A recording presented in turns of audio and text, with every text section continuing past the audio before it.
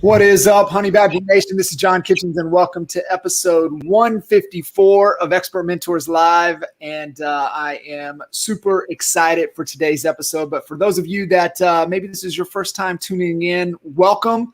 And the Expert Mentors series has really been about tapping into our Honey Badger Nation, which is our organization within inside of the EXP ecosystem. And what we like to do is just tap into some amazing agents and also, even better human beings to really find out what is actually working, what's actually going on in their market, in their business, bring you real world, actionable items that you guys can take with you.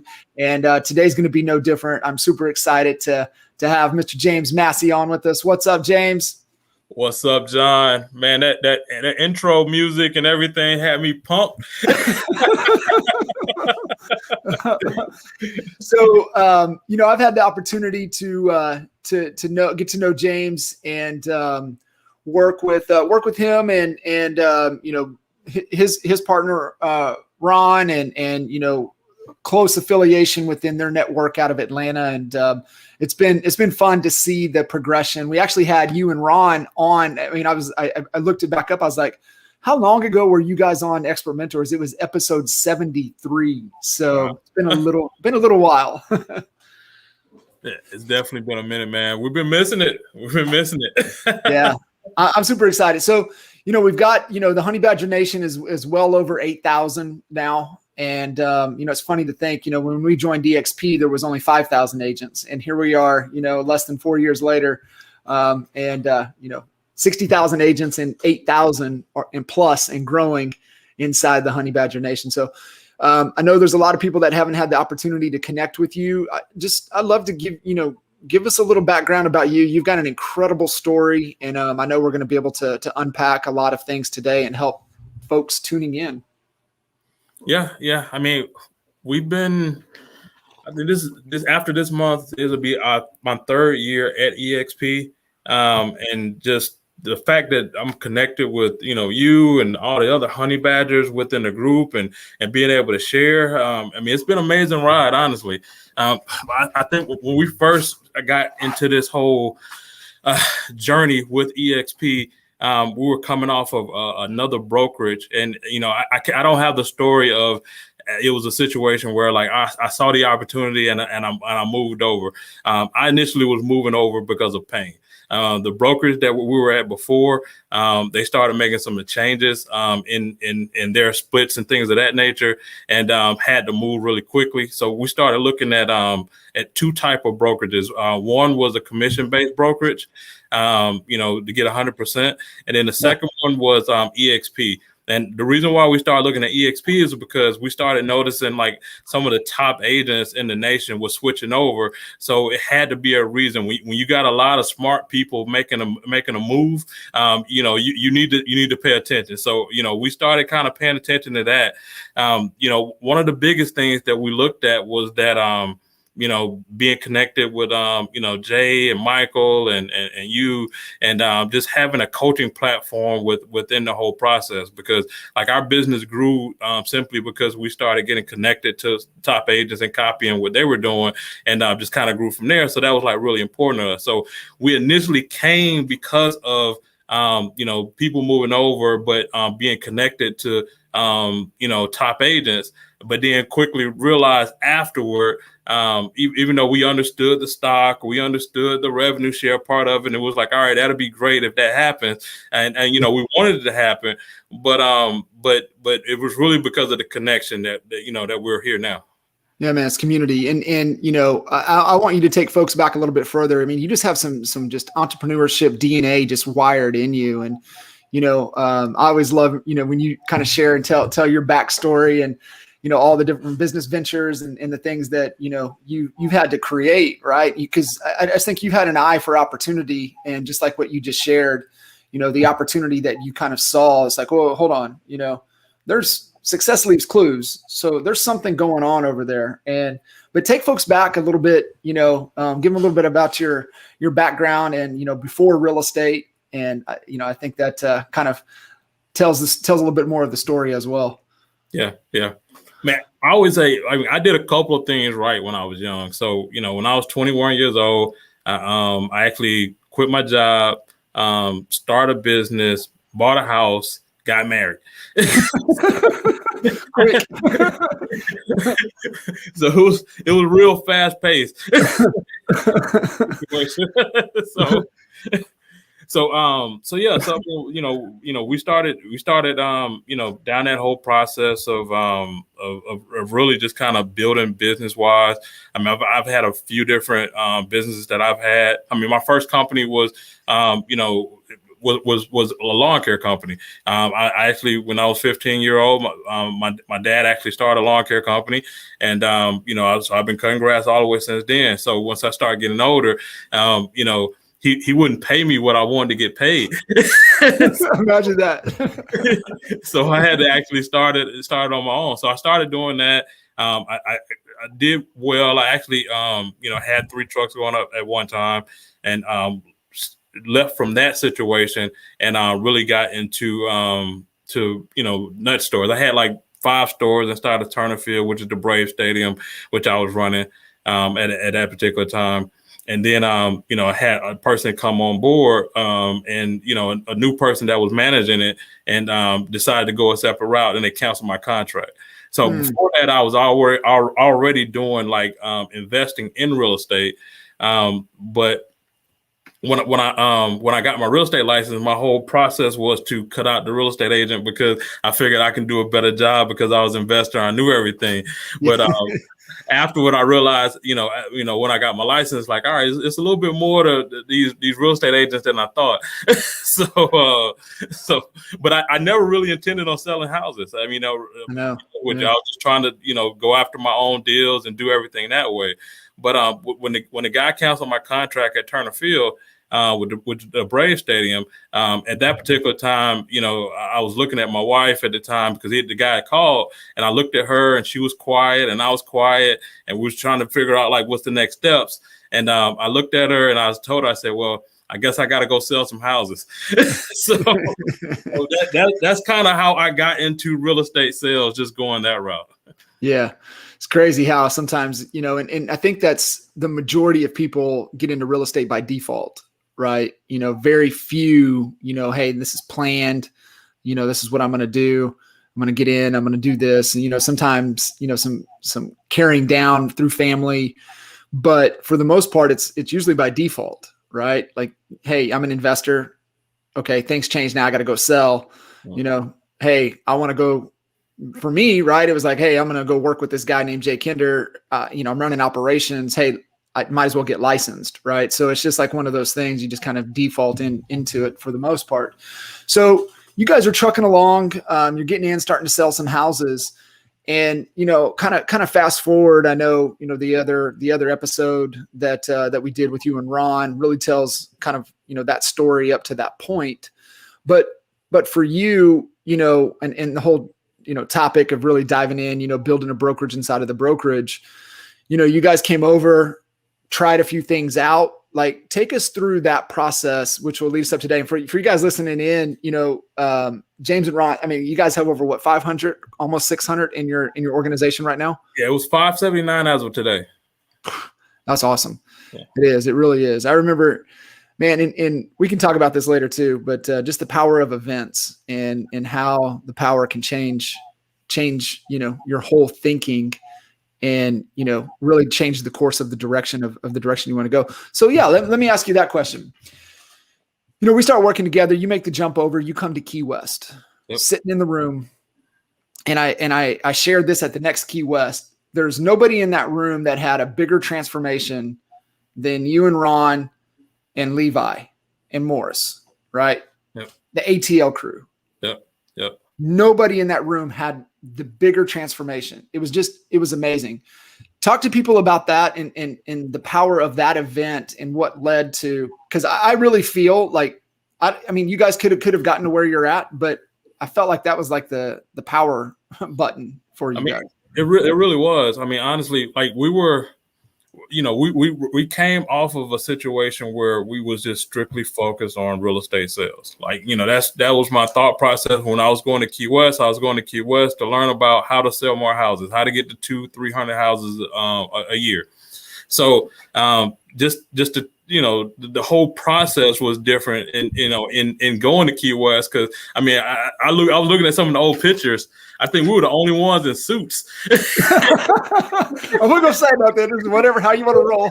yeah. We had suits on. Everybody else was in like shorts and flip flops and everything. It was like, man, I didn't have any casual clothes like that. Like everything was a suit, so I was sweating outside. It was crazy.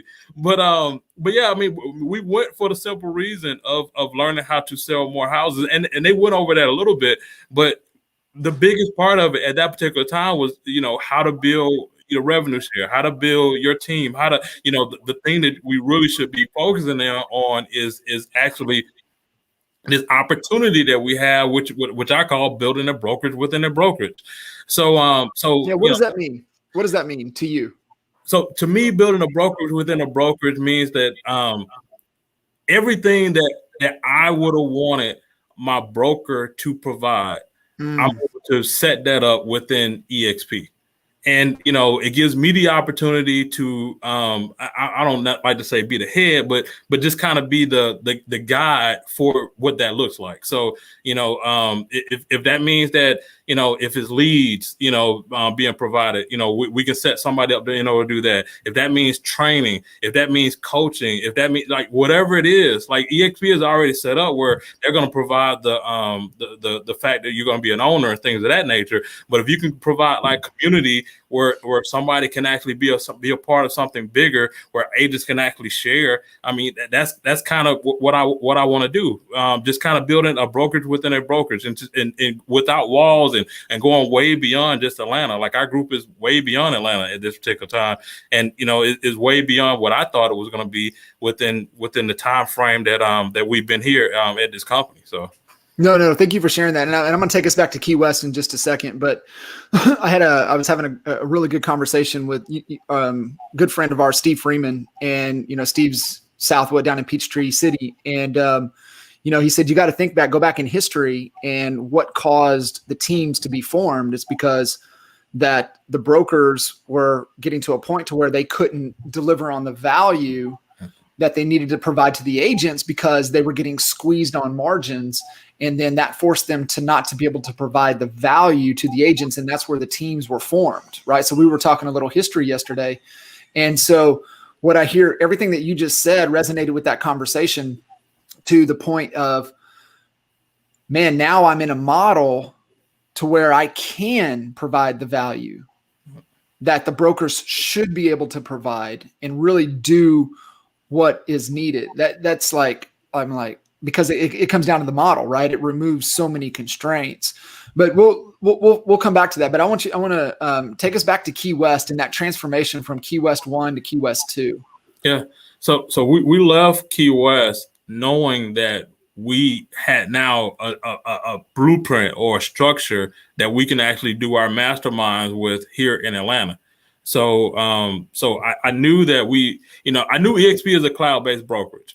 And, everybody is elsewhere. They don't have really a place in order to meet. So I knew that we had to set something up where people can get together and share information. I just didn't necessarily have the structure down packed. So when we went to Key West, that provided the structure. It provided us with the information of, hey, we need to do this, one.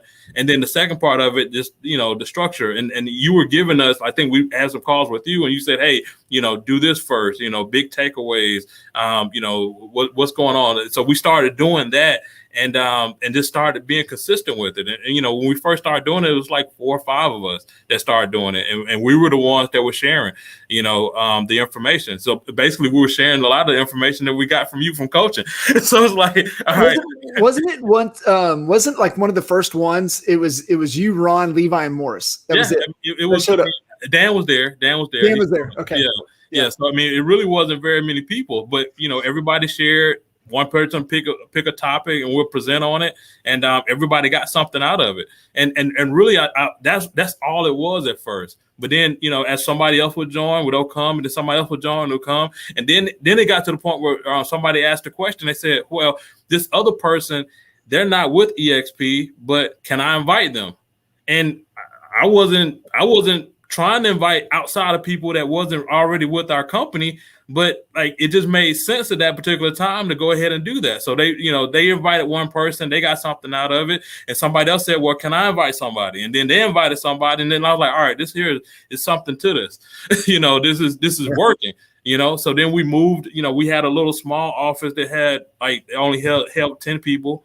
So we moved out of that conference room to another conference room that held about 25, 30. And then we started to fill that one up. So then we moved out of that one. So we had to find a space that was bigger to hold 50 people. And then we started providing food, and then that got big. And then COVID hit. So COVID hit. We didn't know what we were going to do, but it actually was a blessing, to be honest with you, within our group, because initially our plan was we started getting people outside of Georgia. And they wasn't able to participate in the masterminds that we were having. So initially the plan was to stream the mastermind so other people outside of the location can actually be able to benefit from it. But after COVID and Zoom kicked in, we started doing the Zooms. It was like, this is awesome, because now we can get people around the country and, outside the country in Canada, and they can be a part of this whole thing, and they can invite people, and we can kind of grow and just kind of continue to build that way. That was kind of the accelerant for you guys, and really being able to tap into other people and continue, like you said, your definition of a broker inside of a brokerage is being able to add the value that you wanted your broker to be able to provide to you. And so now we've got a platform to where we can get people's attention and really take advantage of it. And I mean, you had me on one time, I was honored, and, it's being able to tap into different people to be able to come in and just always adding value. Man, so I want to just say thank you to the Honey Badger Nation in and of itself, because we've had people, man, outside of our rev share group that have come to the mastermind and shared and provided tremendous value to our group. And I mean, I am so thankful for that, and I'm willing to do that for anybody else as well. So, I mean, it's amazing how this company is great in and of itself, but our Honey Badger group is always sharing, always giving, and it's no wonder we're one of the fastest ones within EXP. Yeah, 100%. And it is. It's all about, what we stand for, what that Honey Badger mentality means, but it's also, come from a place of abundance and not coming from a scarcity mindset. And I think that's, where you see a lot of the brokerages still out there today that are dying on the vine are still fighting with scarcity. And, what the model allows is more, collaboration coming from an abundant standpoint, right? So think about even that mastermind in Key West, prior to EXP, that was exclusive to market territory, right? Like Tracy and Jason had Atlanta locked up. You guys wouldn't have ever been able to get into that room until we made the move to EXP, to where that barrier fell, because now it doesn't matter, right? We're coming from a place of contribution. We're coming from a place to add value, and the whole dynamic changed, and it really allowed us to add more value almost at scale. And so that's really the power of this organization, this company, and the business model that we're all plugged into. It allows us to share freely and, really support each other. And there's not a person in the group that you can't hit up that wouldn't get on the phone and help you. I mean, we've all seen it, right? You've experienced it, and it's really, really cool. Really cool. So, we're there, we're bumping in, back into rhythm again through COVID. Now things are starting to open back up. Where are you guys focused right now? Moving into, the rest of this year as people are thirsty for events, and are we getting back into that rhythm? What are you guys doing right now? Yeah, absolutely. I mean, we got a boot camp coming here in Atlanta next month. We did a boot camp in Dallas, and it was so good that we wanted to have it here in Atlanta. So Levi kind of spearheaded that whole thing, and we jumped on board, it's funny with the events. Like, you never know how things are going to work, especially when you're doing something, of a big scale. And but we did it at Top Golf. We committed to a lot more than we thought we should commit to, but it paid off. I mean, the event sold out. But more importantly, like, the people within that normally can't get to a Dallas or can't get to some of the other places within Atlanta or surrounding, South Carolina. We got people in South Carolina, North Carolina, Florida. They got a short drive, fly, drive down here, and they get to hear you talk to them about listing presentation, buyer presentation, mindset, where they probably would not have gotten that before. So it's all about events right now. Like, so we want to do that one, and we want to have that one to, lead off into a whole lot more events going forward. Yeah, 100%. And it really is powerful. And I remember going through the process, and I think for everybody listening in, if you're going to jump in and start doing events, you got to get real clear on what the objective is. And I remember jumping on the first call with you guys. And that was the very first thing we talked about. I was like, hey, okay, so what's the goal? Right. And, you guys kind of, pinged and ponged a little bit. And then I think, Levi and yourself said, hey, we want our people trained. All right, cool. So we're all in agreement that the first goal is to train people. And then, hey, what's the secondary goal?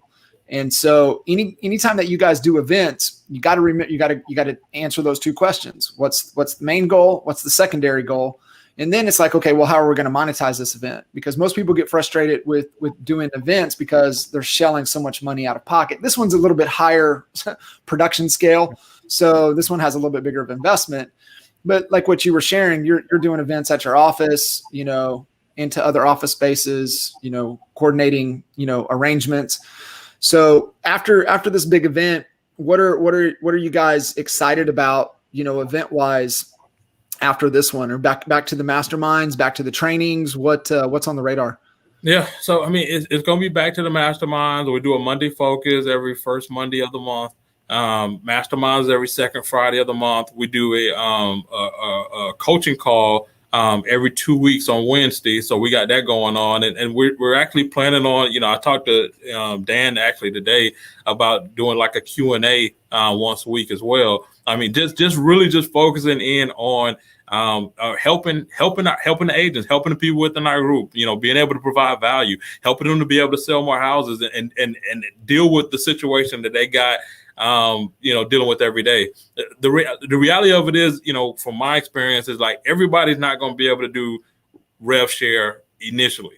Like, they have an immediate need. And that immediate need normally is, hey, how do I sell more houses to, continue with, my lifestyle that I've got going on right now? So if we can help them with that immediate need, but at the same time be able to provide a venue or avenue where they can invite people to help them with their event, their need, then not only are they going to be able to get help, but they're going to be able to grow within the company and bring people on in the EXP.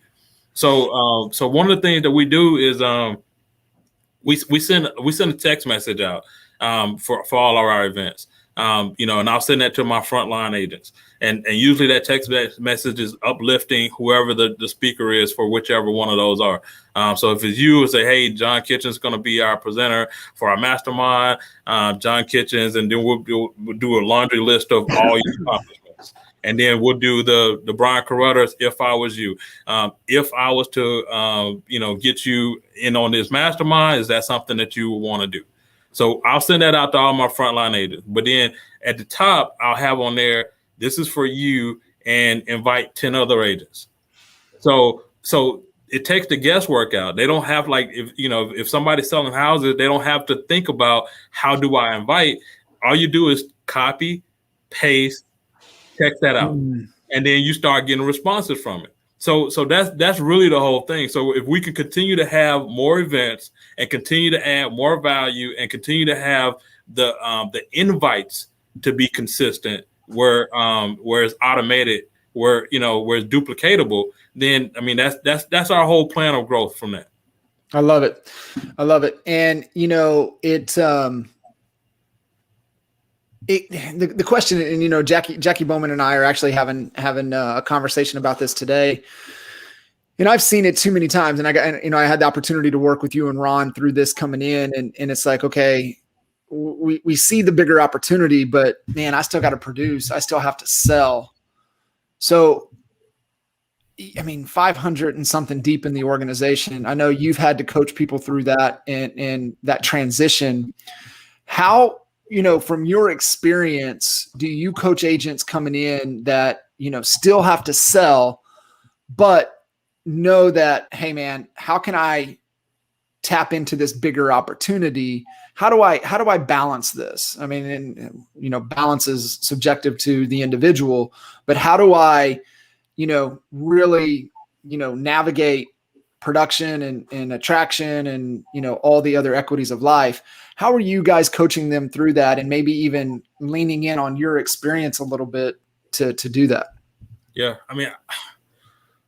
I'm not gonna say that's not a challenge, because it definitely is a challenge and something that we talked about a lot. Trying to figure that whole thing out.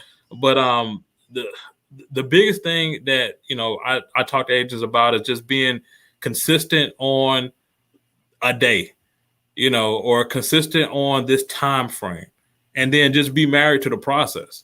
So if I'm gonna make 5 agent calls per week on Friday, just stay consistent with that. If you know that that's what you can do, just do that, and just hold yourself accountable to 5 on Friday. I mean, that's 20 agent calls within a month. You start calculating that within a year, you're gonna get somebody that's eventually gonna be interested in EXP. That's just reaching out, and then at the same time, the text messages. We use the Reach app, so that way we can actually, reach more people quicker. You don't have to do it all individual. But if you just do that and just send those text messages out, you're going to start to reach people, and they're going to start to raise their hand. But it's really just the consistency part. Be married to the process, not the results. I'm not gonna beat my brain up on how many people joined this month. But what I will beat myself up on is, how many did I make those calls on Friday? I'll beat myself up all day on that, because that's something I can control. I can't control who says yes, but I can control me making those phone calls.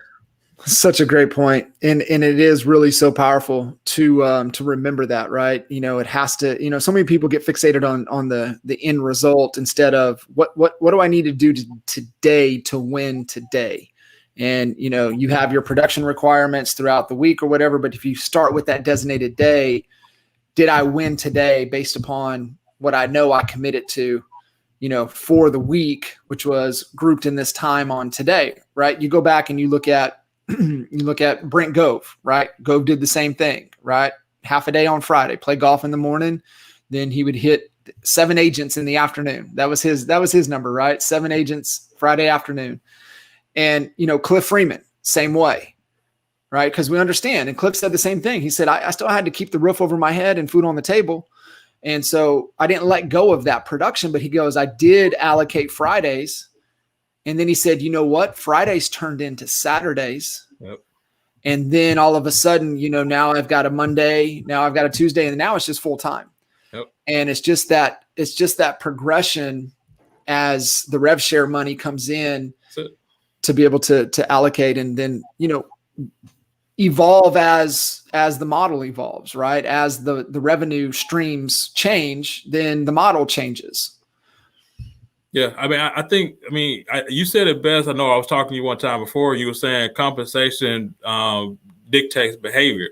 So, if you're being consistent with it and you start to get results, then what's going to happen? You're going to start to want to get more results in that area. Yeah. So like you said, Friday goes to Saturday, and, Sunday, and then Monday, then you just kind of increase it, more and more as things go. One thing I would add to it, which is, I would say, one of the things that I've consistently done is I try to go to everything.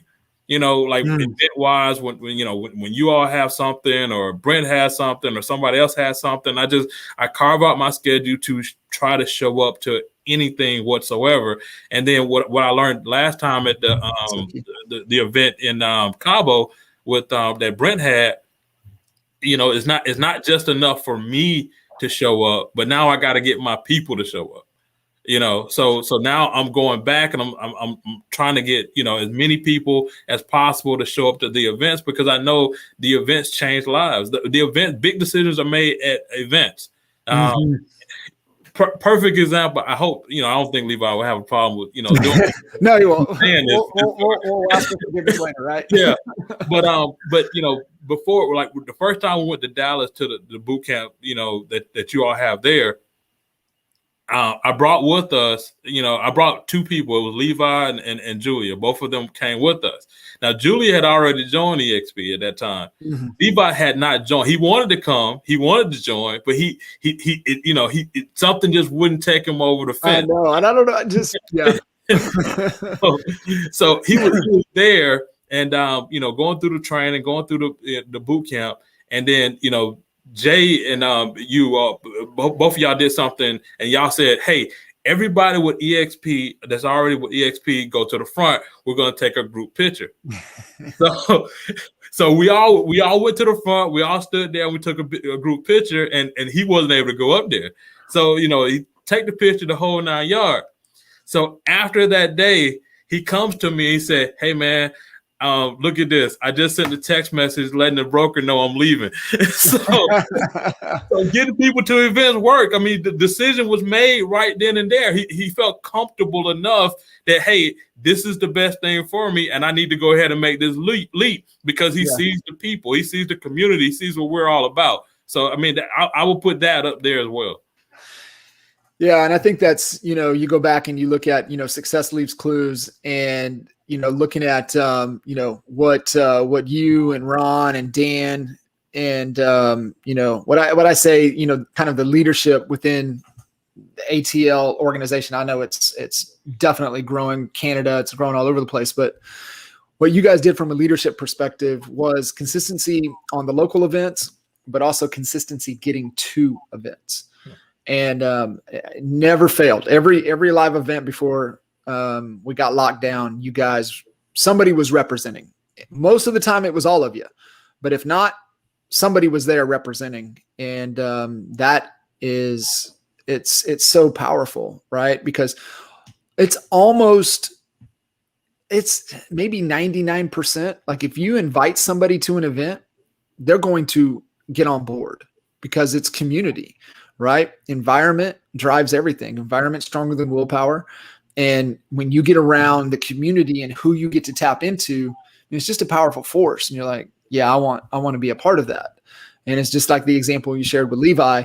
But it really is. And then, from there, the other practice of, hey, leveraging people within the organization, the three-way calls. You mentioned, Brian Carruthers' book, which is Building an Empire. So for all of you guys listening in, like the whole foundation of the process of going about the right way is out of Brian Carruthers' book, Building an Empire. So if you haven't read that, highly, highly recommend it. The other book, man, and I don't know where it's at, but it's his, it's the one that I can't even think of the title. I was thinking of it, but it's like one of his most powerful books. Like if you read it, if you read that book, Money something, man, it's going to drive me crazy. I'll think of it here in a second. But if you read that book, you get it, right? It's just talking about how you've got to, your money has to work for you instead of trading time for dollars. It's whatever that book is. But like, if you read that, it'll shake you at your core. And then you're like, all right, give me the blueprint, building an empire. And, focus on getting to events. And you guys do events, but not everybody has to, right? It's like leverage other people's events as well. Yeah. I mean, we started doing it because, at the time we didn't know anybody at the company and we didn't know who was doing what. So, we was like, all right, we know if we're going to build this thing and we want to get, bigger within our group, we'll just do it ourselves. And I mean, I'm not gonna say it's easy, but it's something that was necessary at the time to do. It takes a lot of the heavy lifting off of the individual. When they can actually invite people to something. So, and sometimes people don't show up. I mean, there's plenty of times that we looked and was like, man, we didn't get a lot of folks today. Is this working? You start asking the question, is this working? Is the information that we're putting out there, is it valuable enough to make people to continue to show up? But we just, stay consistent with the time, stay consistent with the date. And, eventually I think if you're consistent, I mean, it will build. I don't think I think for most people, it's not necessarily something that they're doing wrong, that, that they're not getting results, is they're not doing it long enough. And, I think that's what one of the things with us is like, there's plenty of times that, we question if we should be even been doing this, but, we just kept doing it and kept doing it and kept doing it. And then eventually it started to pay off later on. Mm-hmm. Yeah. I mean, it's the whole, we always talk about, and, I love how Gary Vee puts it, right? It's macro patience, but on the micro, it's like, man, we're sprinting hard every day, right? We're staying consistent. We're being disciplined daily, but we also have that macro patience that, the bigger picture is going to pay off, right? It's the whole 3 foot from gold. It's just like, you got to keep moving. And, there's definitely enough success clues around us to be able to see, hey, if you stay consistent, stay persistent, that, it's definitely going to pay off. I think too, you and I chatted last night, and you were on the field. So I know coaching is really important to you, man. Have you always coached the kids, or is that something that with EXP giving you the time freedom to be able to do, or like what's going on there? Yeah, definitely the time freedom has been increasing since EXP. I did it with I like I said before, I didn't have my real estate license, and I always had my companies, my businesses. And so I never have a level of freedom at that particular time. So I coached my oldest kid, in baseball. Well, actually baseball, basketball, both of those. So I spent a lot of time with him, but it's a huge age gap. So my oldest is like 13 now, and my youngest, son, he's 7. So he hadn't really seen dad as much as a coach. So now I get to actually spend more time with him as a coach, and going through the whole process. When the time he was calling me, they were actually doing, we were running the offense at that time. So I had somebody else to step in as quarterback so we could kind of finish our conversation. But I mean, honestly, it's been a lot more freedom, in the whole process since being at EXP, as the organization started to get bigger and grow bigger, which is what we're working for. I don't think nobody just is like, oh man, I want to personally sell 1,000 houses. If I know one of the things that y'all always say is like, hey, if you had $5 million in the bank today, what would you do? And I don't think most people would say, hey, I would go out and show a house. I just don't think that's one of the things. Like they would say, I'm gonna spend more time with the kids. I would spend more time, on vacation. I would spend more time with the wife. So whatever it is, that's kind of what you're building towards. And that's one of the things that I try to do within our group, even when I'm talking to an agent as well, because I've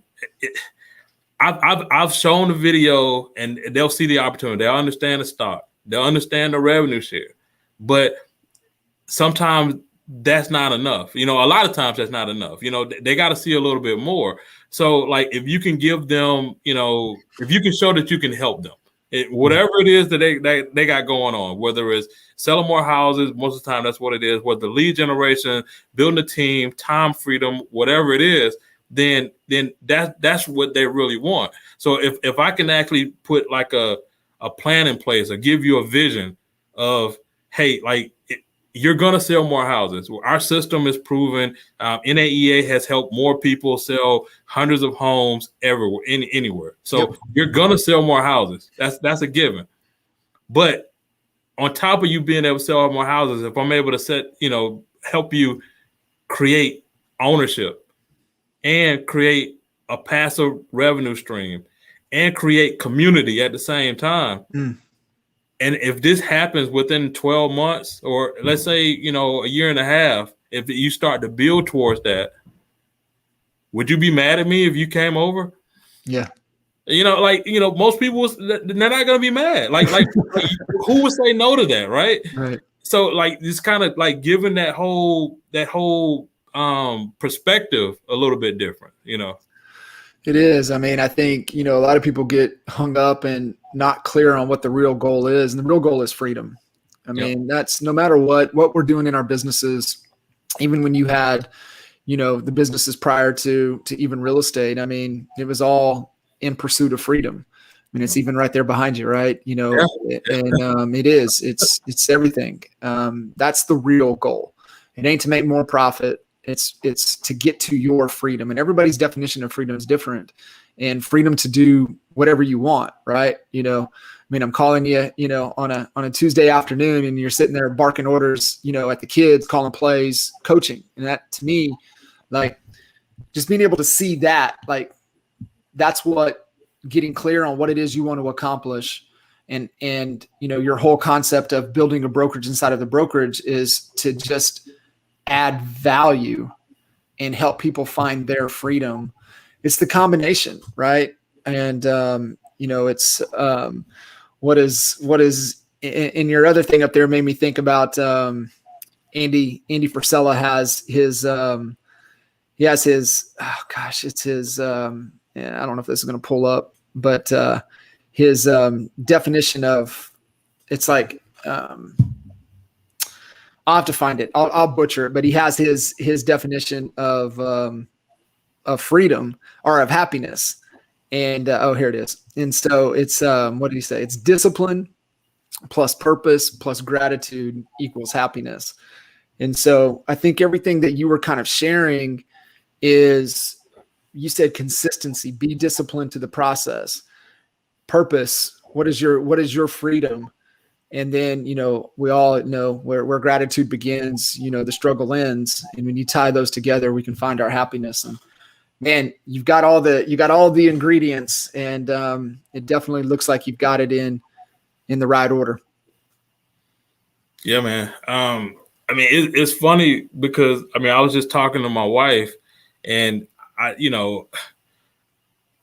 was telling her, like, every business that I started, I was trying to get to the point where I'm doing right now. And I never thought that this right here would be the thing to get me to where I was, or, where I want to be. I mean, it was always, this other company and opening up more stores and having more locations, that was it. I never thought that this was it. So, like, even when I got my real estate license, when I knew I had to sell houses because I didn't have that one company anymore. The whole plan was to work for 3 years, because I had to work for 3 years in order to get my brokerage license, and to actually start my own brokerage. So I never had an idea of, hey, that this, I was just going to be just an agent just to work within the company. It always was, hey, I'm going to have my own brokerage. I'm going to do it. And in fact, I actually did it when I originally left the brokerage that I was with before. I went and I leveraged a commercial brokerage to actually do the residential sales at that brokerage. And I owned all that residential sales there. So I was in that pursuit, going down that path, but it was all about freedom. I mean, I was all trying to get to a point where, having things working for me rather than for things, for me to work in of itself. Yeah. It's so cool. And then, you guys are definitely, leading by example, leading from the front. And I just see it, you're living it, man. I see the date nights, I see, you out there coaching, you out there, doing the events, at the events. And that's really what it takes. It takes that discipline in pursuit of the purpose, and living a life of gratitude, in pursuit of our freedom with absolute happiness. And Man, pretty dang cool to see what you guys are doing, and man, I really really appreciate you jumping in and adding a ton of value. Can't wait to see all of you guys in a couple of weeks in Atlanta. I'm definitely looking forward to that. I know it's going to be powerful. It's definitely going to be able to help a lot of your agents, help them solve the goal that we're trying to achieve. And so let me ask you this before we jump off. You're at almost 600. You guys are steadily, 5, 6, 7, 8% month over month growth. And I think we've talked about it, but I would love for you to just kind of sum it up. But man, what's really driving you at the core right now? What's keeping you motivated? Man, I mean, honestly, helping other people within our group. I mean that's the biggest part of it. When you're able to jump on and share information, you coming down and sharing information and other people sharing information. I mean, I just want everybody within our group to be successful. I want everybody to get the things that they need in order for their family to grow and to be good. That's kind of been my whole pursuit. I was talking to Sekou and I was telling him,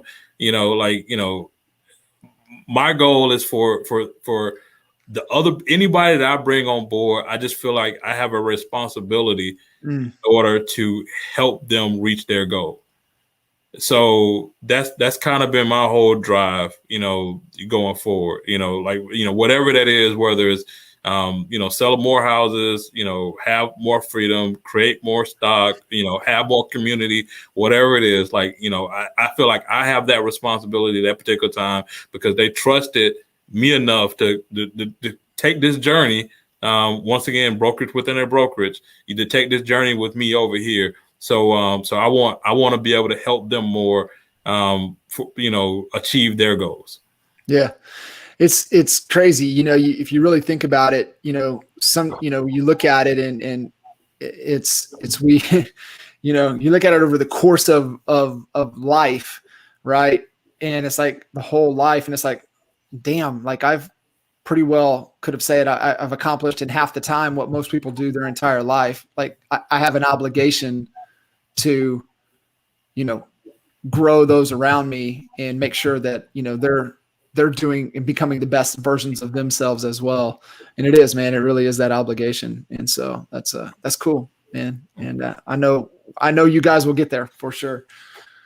Yeah. I mean, a big part of it is showing up to the events. I mean, like I tell everybody, I get so much out of it. It might be like one little small word that I'll get, but it's so big that it changed the trajectory of your business. Mm-hmm. So I want to get people to those events in order for them to grow and build. Yeah, that's so cool, man. I appreciate you taking the time out, jumping in, adding a ton of value, being a true expert mentor to everybody within this community and the Honey Badger Nation. And cannot wait to see you guys next week. And we'll catch all of you guys on the next episode. See ya. All right. Take it easy, John.